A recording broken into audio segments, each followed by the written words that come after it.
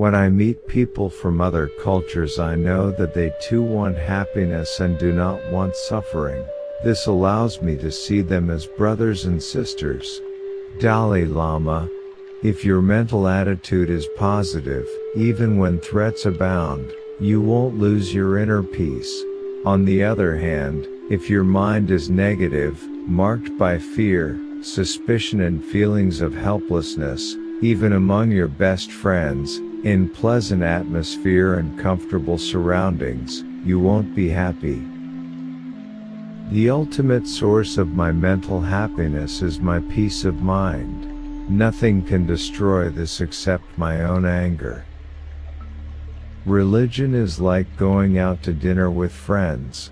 Everyone may order something different, but everyone can still sit at the same table. If someone has a gun and is trying to kill you, it would be reasonable to shoot back with your own gun. The practice of patience guards us against losing our presence of mind. It enables us to remain undisturbed, even when the situation is really difficult. It gives us a certain amount of inner peace, which allows us some self-control, so that we can choose to respond to situations in an appropriate and compassionate manner, rather than being driven by our disturbing emotions. We human beings are social beings.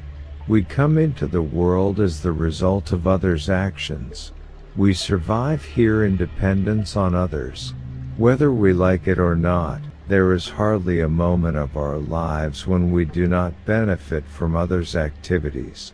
For this reason, it is hardly surprising that most of our happiness arises in the context of our relationships with others.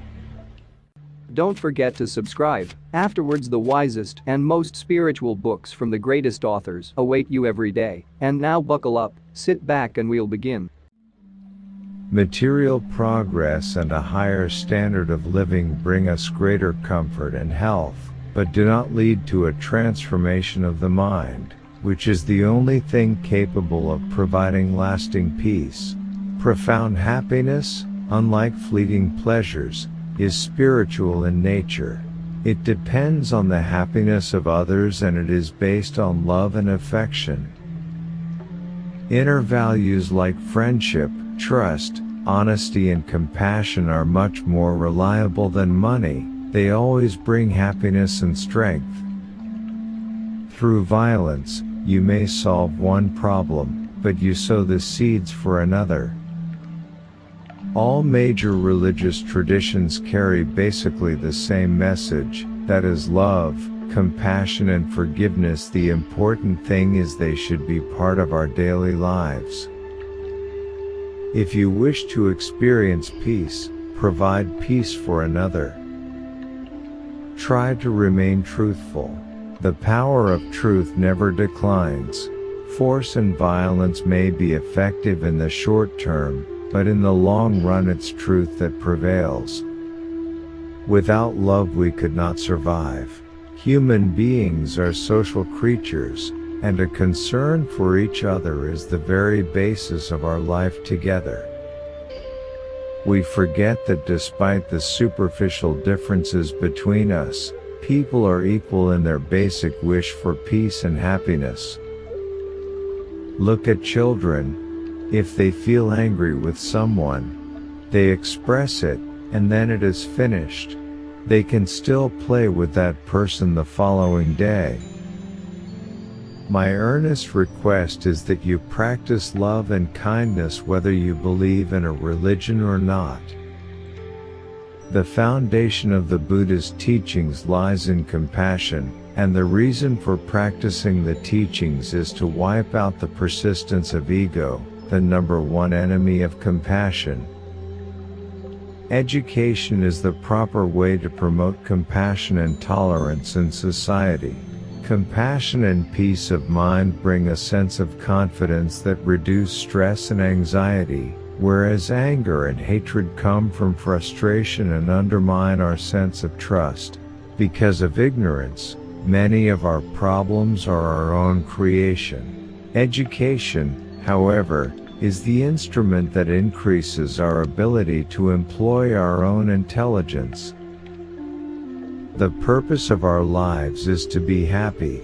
We live in hope, which means looking forward to something good, and there are increasing scientific findings that both our physical and mental well-being depend on our peace of mind. We can never obtain peace in the outer world until we make peace with ourselves. Human use, population, and technology have reached that certain stage where Mother Earth no longer accepts our presence with silence. If we can cultivate a concern for others, keeping in mind the oneness of humanity, we can build a more compassionate world. Our business is to be happy. The quality of everything we do, our physical actions, our verbal actions, and even our mental actions, depends on our motivation. That's why it's important for us to examine our motivation in our day-to-day life.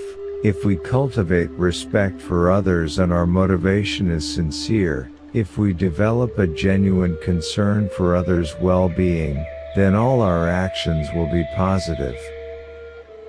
There is no denying that consideration of others is worthwhile and that our happiness is inextricably bound up with the happiness of others.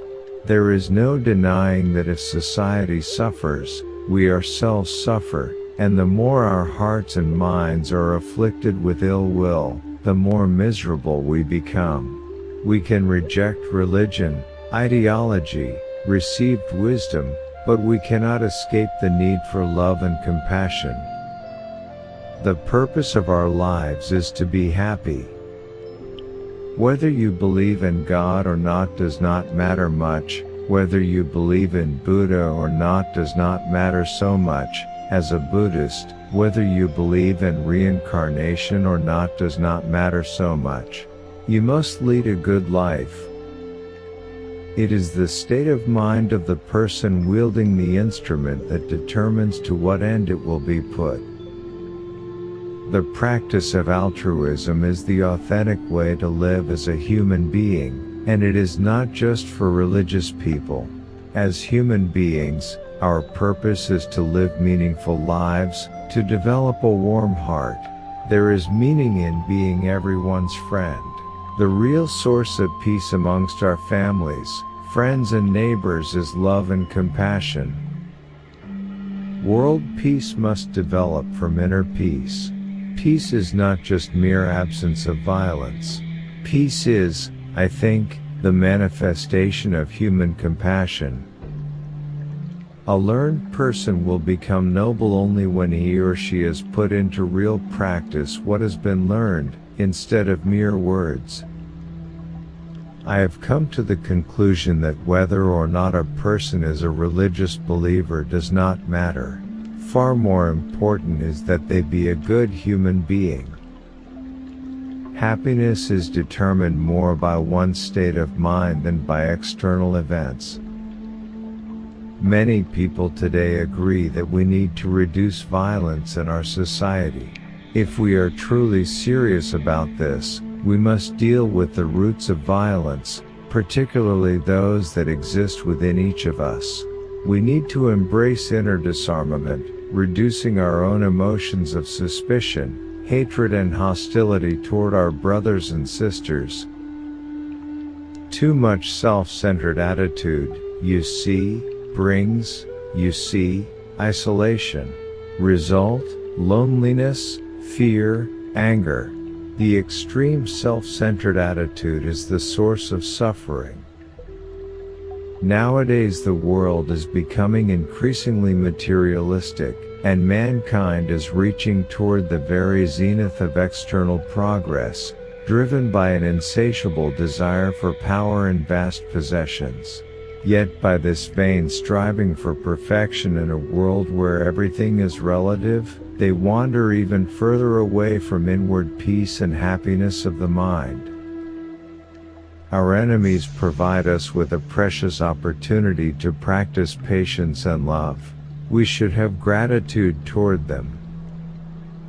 The more we think of others, the happier we are. The more we think of ourselves, the more suffering we feel. When the days become longer and there is more sunshine, the grass becomes fresh and, consequently, we feel very happy. On the other hand, in autumn, one leaf falls down and another leaf falls down. The beautiful plants become as if dead and we do not feel very happy. Why?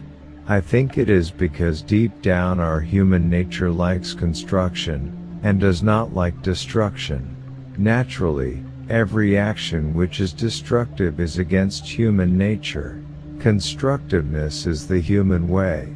Therefore, I think that in terms of basic human feeling, violence is not good. Non-violence is the only way. I believe compassion to be one of the few things we can practice that will bring immediate and long-term happiness to our lives.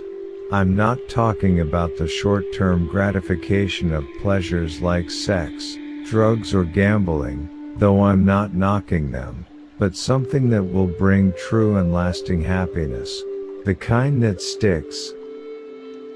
I don't know whether the universe, with its countless galaxies, stars and planets, has a deeper meaning or not, but at the very least, it is clear that we humans who live on this earth face the task of making a happy life for ourselves.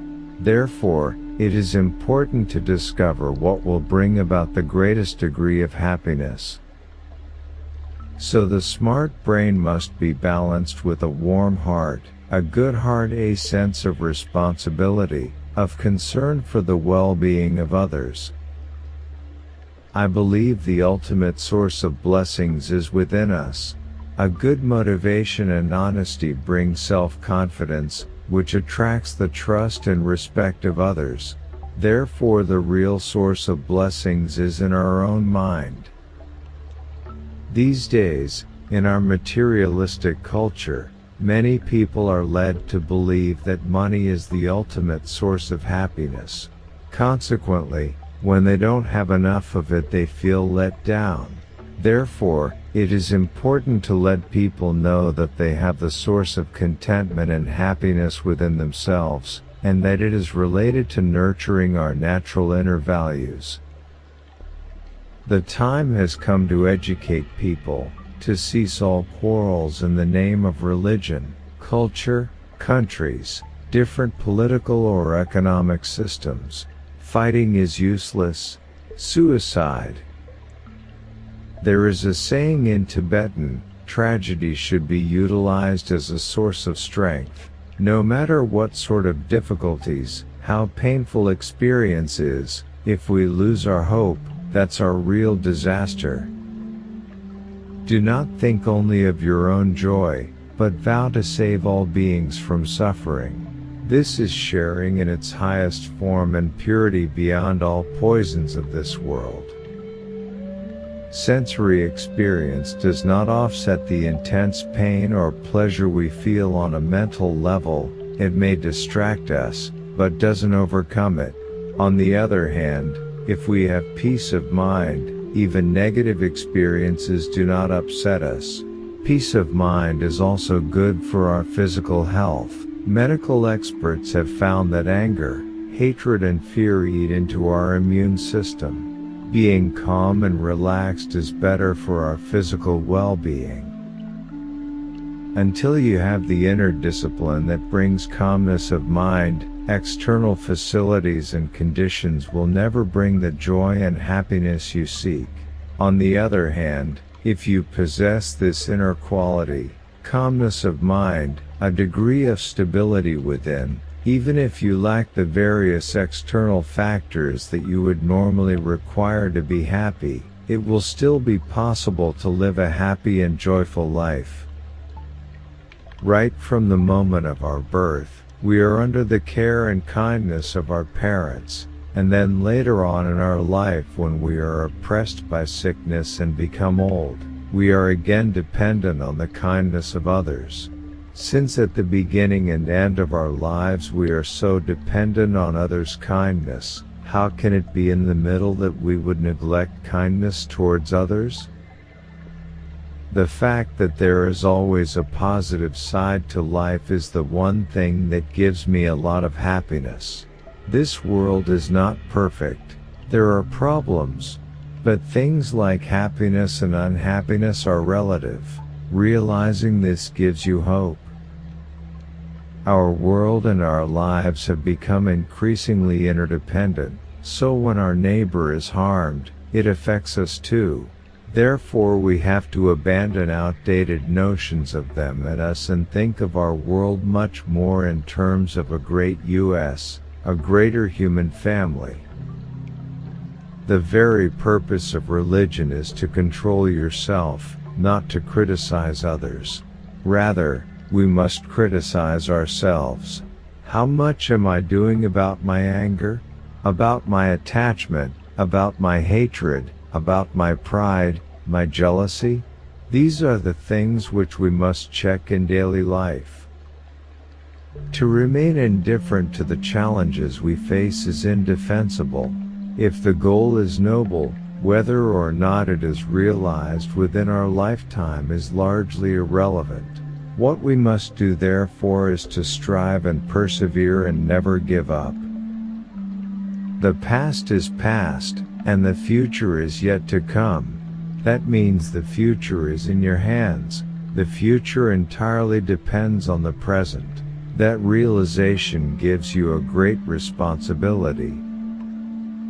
If we look down at the world from space, we would not see any demarcations of national boundaries. We would simply see one small planet, just one. Some people automatically associate morality and altruism with a religious vision of the world, but I believe it is a mistake to think that morality is an attribute only of religion. We can imagine two types of spirituality, one tied to religion, while the other arises spontaneously in the human heart as an expression of love for our neighbors and a desire to do them good. As human beings, we all want to be happy and free from misery. We have learned that the key to happiness is inner peace. The greatest obstacles to inner peace are disturbing emotions such as anger and attachment, fear and suspicion, while love and compassion, a sense of universal responsibility, are the sources of peace and happiness. We don't need more money, we don't need greater success or fame, we don't need the perfect body or even the perfect mate right now. At this very moment, we have a mind, which is all the basic equipment we need to achieve complete happiness. Cultivating care and concern for others gives rise to a kind of inner strength. No matter what difficulties or problems you face, in this wider context they'll seem less significant and troubling to you. The inner strength, self-confidence and courage you gain by focusing on others' needs instead of your own, brings with it a deep, calm sense of satisfaction. Buddhism does not accept a theory of God, or a creator. According to Buddhism, one's own actions are the creator, ultimately. Some people say that, from a certain angle, Buddhism is not a religion but rather a science of mind. The purpose of all the major religious traditions is not to construct big temples on the outside, but to create temples of goodness and compassion inside, in our hearts. Real affection comes from the face. Those political leaders, when they meet, they are always hugging, but not very genuine. Deep sincerity comes from face and eye.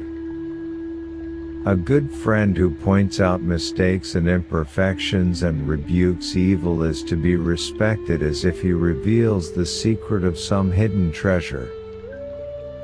As a Buddhist, I view death as a normal process, a reality that I accept will occur as long as I remain in this earthly existence. Knowing that I cannot escape it, I see no point in worrying about it.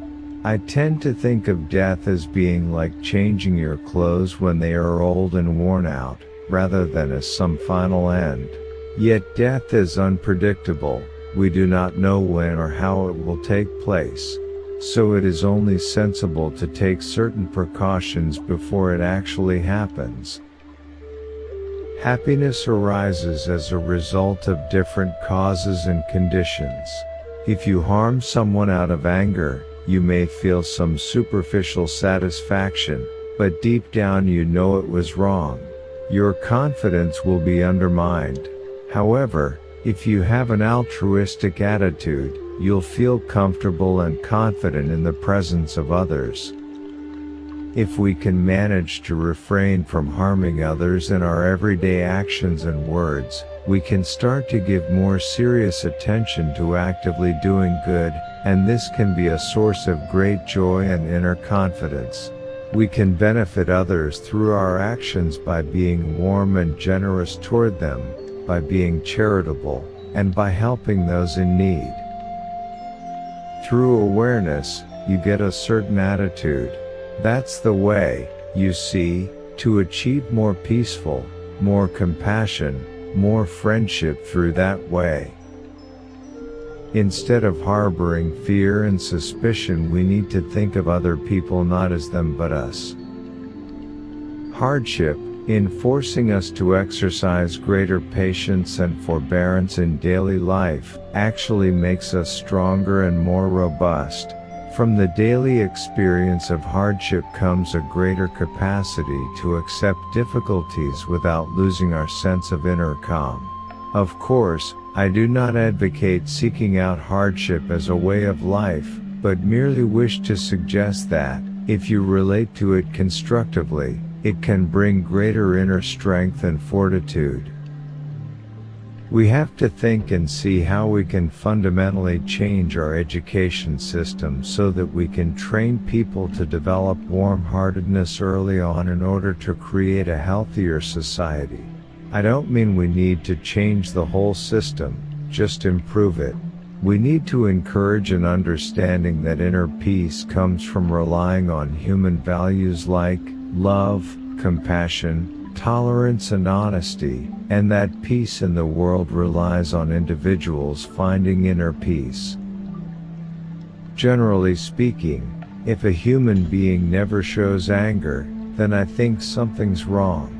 He's not right in the brain. In our daily life, a certain way of thinking makes us happy, and a certain way of thinking makes us unhappy. In other words, there are certain states of mind which bring us problems, and they can be removed. I pray for all of us, oppressor and friend, that together we succeed in building a better world through human understanding and love, and that in doing so we may reduce the pain and suffering of all sentient beings.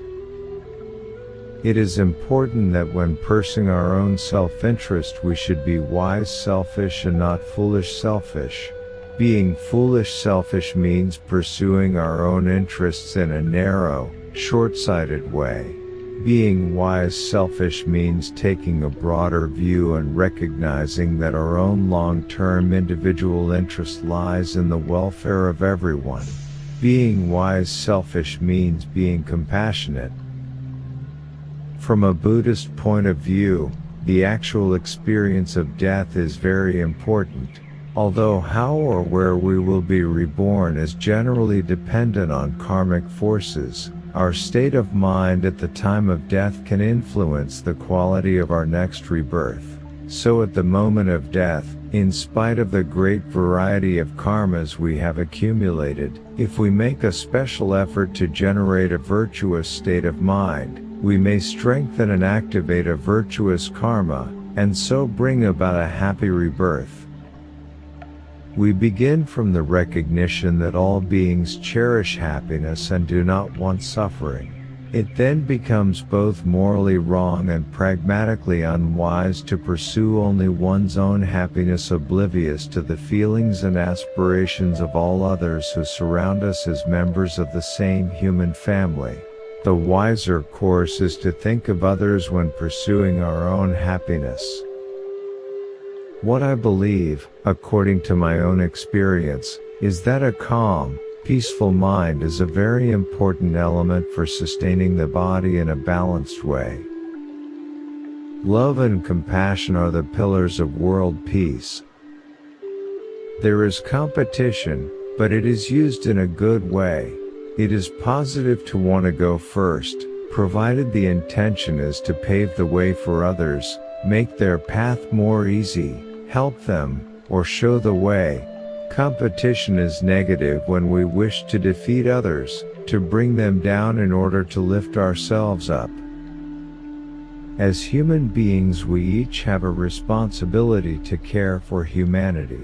Expressing concern for others brings inner strength and deep satisfaction. As social animals, human beings need friendship, but friendship doesn't come from wealth and power, but from showing compassion and concern for others. Go at least once a year to a place you've never been before. Compassion is the radicalism of our time. Peace starts within each one of us. When we have inner peace, we can be at peace with those around us. When our community is in a state of peace, it can share peace with neighboring communities, and so on. When we feel love and kindness towards others, it not only makes others feel loved and cared for, but it helps us also to develop inner happiness and peace. If you help and serve others, you will ultimately gain. The essence of all religions is love, compassion and tolerance. Kindness is my true religion. No matter whether you are learned or not, whether you believe in the next life or not, whether you believe in God or Buddha or some other religion or not, in day-to-day life you must be a kind person. Limitless like the ocean are your excellent qualities. In Buddhism, both learning and practice are extremely important, and they must go hand in hand. Without knowledge, just to rely on faith, and more faith is good but not sufficient, so the intellectual part must definitely be present. At the same time, strictly intellectual development without faith and practice is also of no use. It is necessary to combine knowledge born from study with sincere practice in our daily lives. These two must go together. Scientists may study mainly matter, but they cannot ignore the human mind, or consciousness. Spiritual practitioners may be engaging mainly in developing the mind, but they cannot completely ignore their physical needs. It is for this reason that I have always stressed the importance of combining both mental and the material approach to achieving happiness for humankind. Genuine human friendship is on the basis of human affection, irrespective of your position. Therefore, the more you show concern about the welfare and rights of others, the more you are a genuine friend. The more you remain open and sincere, then ultimately more benefits will come to you. If you forget or do not bother about others, then eventually you will lose your own benefit. If we human beings rely only on material development, we can't be sure of a positive outcome. Employing technology motivated by anger and hatred is likely to be destructive. It will only be beneficial if we seek the welfare of all beings. Human beings are the only species with the potential to destroy the world. Because of the risks of unrestrained desire and greed, we need to cultivate contentment and simplicity. As people alive today, we must consider future generations. A clean environment is a human right like any other.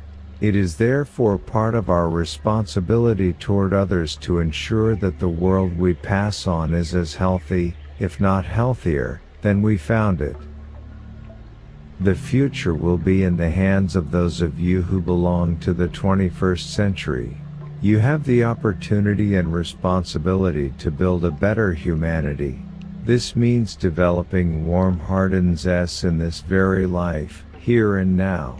So, do whatever work you do, but ask yourselves now and then, how can I contribute to human beings being happier and more peaceful?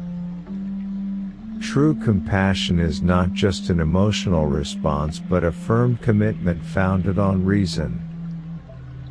On a certain day, month and year one should observe the ceremony of tree planting. Thus, one fulfills one's responsibilities, serves one's fellow beings, which not only brings happiness but benefits all. I feel that a genuine, affectionate smile is very important in our day-to-day lives. How one creates that smile largely depends on one's own attitude. It is illogical to expect smiles from others if one does not smile oneself. Therefore, one can see that many things depend on one's own behavior. One of the basic points is kindness. With kindness, with love and compassion, with his feeling that is the essence of brotherhood, sisterhood, one will have inner peace. This compassionate feeling is the basis of inner peace. The way to develop inner peace through meditation begins with the recognition that the destroyer of inner peace is not some external foe, but is within us. Therefore, the solution is within us too. However, that inner change does not take place immediately in the way that we switch on a light, but takes weeks, months and years. If you can cultivate the right attitude, your enemies are your best spiritual teachers because their presence provides you with the opportunity to enhance and develop tolerance, patience and understanding. Always engage yourself positively with situations. Dangerous consequences will follow when politicians and rulers forget moral principles.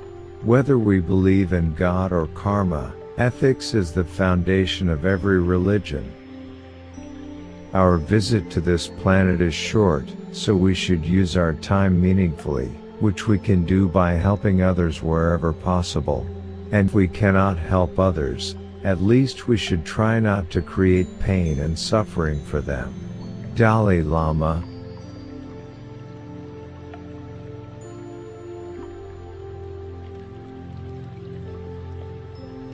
And that's not all. Our experts and regular viewers respond to all comments. Also check if you forgot to subscribe and set your bell to receive notifications about new audiobooks and other useful self-development materials that we release regularly.